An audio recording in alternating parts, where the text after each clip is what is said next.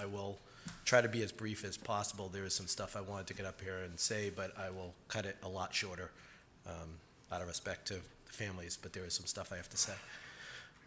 I wanted to start by talking about, I finally got a list of the $25 million, the spending of the $25 million annually to upgrade the garages, and I wanted to tell you we're going backwards here. I was getting a more detailed list of the stuff that they were investing into Everett Shops and so on. Now it just is a category. It says Everett Shops, $1.5 million. And I would say that the reason why it's going backwards is because every time they put details in there, I find out that most of that money is not going towards the machinists. It was going towards carpenters, electricians, and so on. Every time I get a list, I find that there's stuff on there that should not be on there, like the seawall and so on also. So going backwards in that sense, also there is plenty of stuff on here that are very round numbers, like 500,000, 250,000, 1 million. There's stuff that has not been spent, so they might be estimates, but the stuff that has been spent, I would imagine that they could back it up with records and so on, because someone just throwing out a number there, they could throw in any number that they want. They say that they spent $11,855,000 year to date, and that's the $25 million is supposed to be in 2018, and $25 million is supposed to be in 2019. The first item on the list is storage tank removal and replacement. Does anybody here think that that $25 million was supposed to be to remove storage tanks at the garages? And the next question would be, if they did, are you telling me that the $25 million that we negotiated each year to go into the garages, that if I didn't negotiate that, that you would ignore EPA standards, ignore replacing storage tanks that weren't sufficient, and just not replace them because I didn't negotiate $25 million in the Machinist Union contract? So to me, that doesn't even make sense. So of the $11 million, almost $6 million of it is those storage tanks. And if they were somehow more efficient or made us more efficient, I didn't mean to hit your microphone there, if they're more efficient, then why weren't we brought into it? I don't understand how a storage tank could make us more efficient. So I would argue that that was just something that you had to replace, and that you used the $25 million that you're supposed to use in upgrading us to make us more efficient, to make us more competitive, to make us less cost per mile. Also, I noticed that the roofs were on here too. So there's almost $3 million of that $11 million was on the roofs for Quincy, Albany, and Charlestown. Quincy, in particular, had to have new I-beams put in because the roof was literally collapsing and falling in. So are we really saying that the $25 million that we negotiated, that if we didn't negotiate that, that you would have just let the roof fall in? That let the building collapse?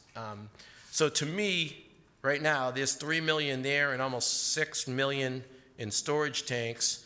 For 9 out of the 11, almost $12 million, is spent on stuff that does not make us necessarily more efficient, that they wasn't really what the $25 million was supposed to be for. It was supposed to be, there was 3 side letters that were negotiated, and to accept the fact that if you wanted to go to expansion garages, or expansion buses using a private vendor, that you would have to uphold these 3 garages. One of them was $25 million a year for 4 years going into the garages to make us more competitive, so that we could have a legitimate cost comparison of our cost per mile. The others were to have them bid with a defined benefit plan, pension, and the other was to make sure that they follow the same process and procedure as we do, which would lead me to the next subject, Paul Revere. I know that I've come up here last time and I discussed the Winthrop run and the 6 buses at Paul Revere and 2 buses that were out for almost 2 months.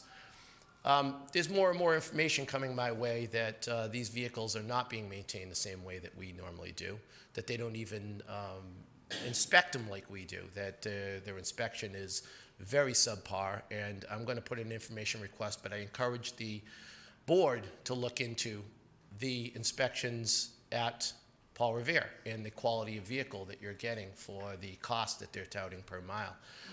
It's easy to cost a low or price a low cost per mile when you're actually not doing the work. So one of the things that I noticed that I knew about the 2 vehicles that were at Paul Revere that were out of commission for 2 weeks, to give you an idea of how bad the work was. Picture buying a Lamborghini or a Ferrari. Okay, I mean, these vehicles are $800,000, $850,000 each, and literally cutting open wire harnesses and plugs and using butt connectors to stick them together, and then when you can't get the plugs together, to literally put super glue on the plugs to glue the plugs together. That's what was done to these vehicles, and I know it firsthand. Okay, so whether it's being reported or not, I saw it. This is what you get when you use a private vendor. That would never, ever, and I challenge anybody here, that the people who know me, Jeff, you know me, our work would never have come from me on the floor. I would have never super glued plugs together. None of our members would do that either. So I need you guys to look at that before you consider using a private vendor for 60 buses. That this is what you get, a service that's not designed to make a profit, a company that's making a profit. Remember last time I said 2 + 2 = 4. You can't get around the fact that you need to make a profit somehow. So what you do is you cut corners and you take from the workers. It's the only way to make a profit. And once again, on these 6 buses, I think